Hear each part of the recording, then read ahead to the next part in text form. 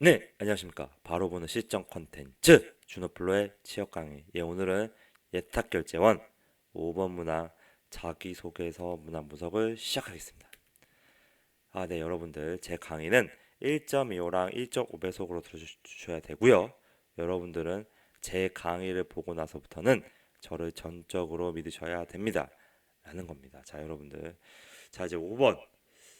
가장 중요한 문항으로 지금 제가 이제 순서를 알려드렸는데요. 자, 자소서에는 우선순위가 있어서 그 중요한 문항의 내재 의도를 정확하게 알고 그거에 대한 내용들을 매우 구체적으로 에너지를 많이 써서 써야 된다라는 겁니다. 자, 그래서 5번이 왜 가장 중요하냐? 자, 여러분들 이 3번도 중요하지만 일반적으로 공기업이든 사기업이든 성과를 빨리 내줄 만한 사람은 좋게 생각한다. 자, 여러분들 그래서 지금 이 5번의 문항은 결국 성과를 빨리 내줄 사람. 자, 지금 신입사원의 이 새싹으로서 1년 이내에 이런 성향을 가진 사람들이 성과를 많이 낸다. 그래서 이 문항으로 여러분들이 이 내재도에 맞는 사람인지 표현을 할수록 여러분들은 이 문항에서 이 친구 빨리 성장했구나 이런 느낌을 줄 수가 있고 이 내용을 바탕과 이 스토리를 바탕으로 최종 면접에 갔을 때 임원진들이 이 관련된 데서 많이 물어볼 거다. 결국에는 이런 신입 직장인 예탁 결정에서도 결국 성과를 내고 좋은 역할을 하는 사람들은 이런 내재 의도에 맞게끔 잘 쓰는 사람한테 마지막에 웃는 기회를 줄 것이다 라는 겁니다. 자, 그래서 여러분들 한계 상황에서 자, 내재 의도 다 따라하세요. 한계 상황에서 현재에 안주하지 않고 더 목표를 높게 세우는 사람인가 발표치세요. 더 목표를 높게 세우는 사람인가 이게 핵심입니다. 자, 어떤 상황에서 한계 상황에서도 당신은 더 목표를 즉 업무 목표나 어떤 나의 성과 목표치를 더 높게 세우는 사람이었나 라는 그런 과거를 보는 거다. 자, 그래서 그 근거로 그 한계 상황에서도 극복하기 위해 했던 구체적인 액션 행동들을 보겠다라는 겁니다. 자, 여러분들 막상 지금 이 내재 의도를 말했을 때 저는 성과를 낸 경험들은 있지만 제가 이렇게 어떤 상황에서 더 높은 목표를 세웠던 거는 그렇게 생각이 떠오르지 않는다 라고 생각을 하겠는데요.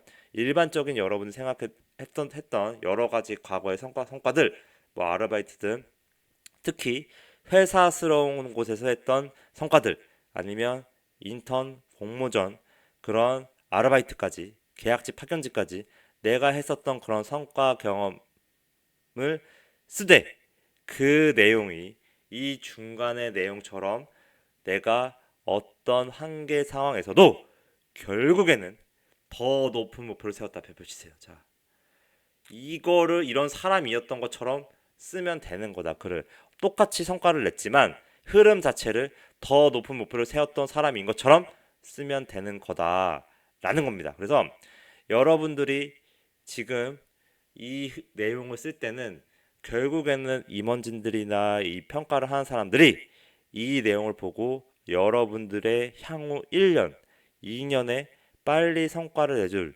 조직에서 더 목표를 가지고 자 현실에 안주하지 않고 지금 하는 업무의 수준에 안주를 하지 않고 더 높은 목표를 세워서 빨리 성장, 일치월장 해줄 사람인지 그런 거를 판단을 그려볼 수가 있다. 어떨수록 매우 매우 구체적일수록 자 그래서 여러분들은 지금 도입에서 나는 어떤 극한의 상황에서 어떤 행동으로 어떤 성과를 냈던 경험이 가장 기억에 남습니다. 자 도입 간결하게 50에서 80자 이내 사이로 이렇게 표현을 해준다. 이 성과는 여기 수치적인 게 들어가야 되는 거고요. 이 경험은 구체적으로 언급을 해야 되는 거다. 자, 그래서 이 중간 다음에는 당시 저는 어떤 과중한 업무라든지 어떤 마감 기한에 촉박도 했었고 어떤 팀장의 압박감이라든지 이 과제나 업에 대한 엄청난 압박감에 시달리고 있었다. 이 하나 둘 셋. 자, 여러분들 지금 제가 예를 들면 이 저희가 축구 선수 메시가 있잖아요. 그 친구는 그분은 크리스티아노 호날두와 같이 세계 최고의 선수라고 하는데 그 위치를 지키기 위해서 매주 매일 체크를 받는다. 경기를 할 때마다 엄청난 정신적인 압박을 받을 거다. 그래서 호날두랑 비교도 하고 뭐 어떤 기록을 경신해야 되고 뭐 부진하다 그러면 뭐 어떤 기자들이 기사 쓸 때 뭐 이것 때문에 부진하다 막 이런 한 몸에 모든 관심을 받는단 말이에요. 그러면 그 정신적인 압박감이 어떻겠어요? 자, 여러분들 그런 사람 그런 메시나 여러분이 메시 같이 이제 뭐 위대하라는 게 아니라 결국에는 여러분들의 인생에서 과중한 업무, 마감 기한 촉박, 팀장의 압박감에서 그런 어떤 특정 상황에서 어떤 큰 압박을 경험했던 것들이 있을 거다. 그래서 이 세 가지든 이 과중한 업무든 죄송합니다. 잠시만요.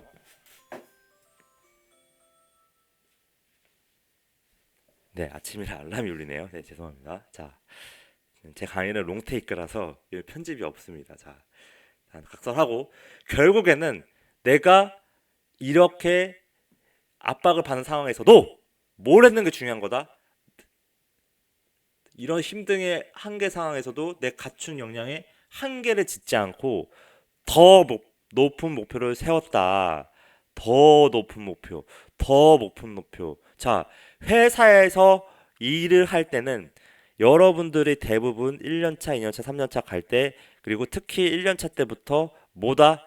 내가 한계를 짓는다. 그냥 하던 대로만 한다. 그래서 여러분들이 지금 이 예탁결정이라는 조직도 결국 내가 들어가서 매우 국가 차원에서 중요한 업무를 맡게 될 것이고 그 업무 수준에 대한 더 높은 수준의 방법론이나 더 좋은 방식은 없을까를 매우 내부적으로 고민을 많이 하고 있을 거다. 자, 그래서 임원 면접을 볼 때 여러분들이 지금 이 안에서 내가 이런 어려운 상황, 한계 상황에서도 더 높은 목표를 세웠던 사람인 것처럼 포장을 한다면 똑같은 성과 경험이어도 이런 스토리를 쓰라는 겁니다. 자, 내용을 지어서 쓰라는 얘기가 아니고요.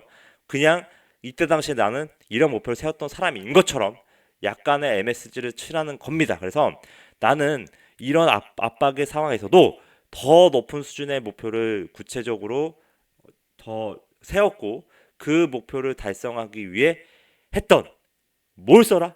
구체적인 액션을 매우 많이 나열을 식으로 써라. 그래서 그 결과 어떤 좋은 성과를 냈다.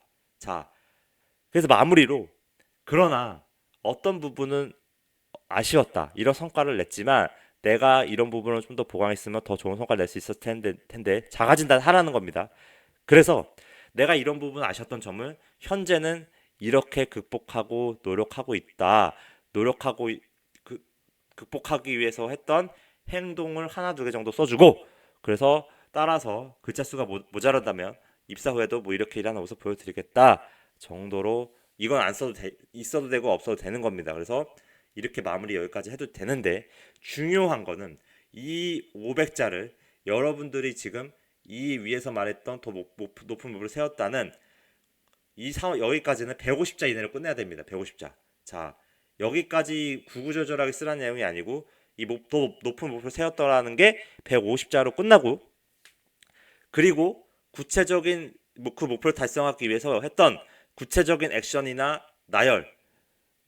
나열들을 뭐다 350자 이상 써주면 되는 거다. 자, 그런 스토리가 있다라면 나열식으로 쓰는 거고요. 내가 뭔가 그 상황을 돌파하기 위해서 애썼던 행동을 쓰는 거다. 생각을 쓰지 마라. 구체적으로 행동했던 것들을 150자 이상 정도 쓰면 무난하게 합격선에 드는 자소서가 될 것이다. 자, 오늘 밤에는 3번을 하도록 하겠습니다. 죄송합니다. 이제 박사 붙여넣기 하다 보니까 방금 전에 페이지는 잊어버리시고요. 네이버 유튜브 준호플로에서 구독해 주시고요. 이거는 합격 되시려면 꼭 빨리 보시고요. 채팅 시청해 주시기 바랍니다. 구독은 목표격 1사입니다. 감사합니다.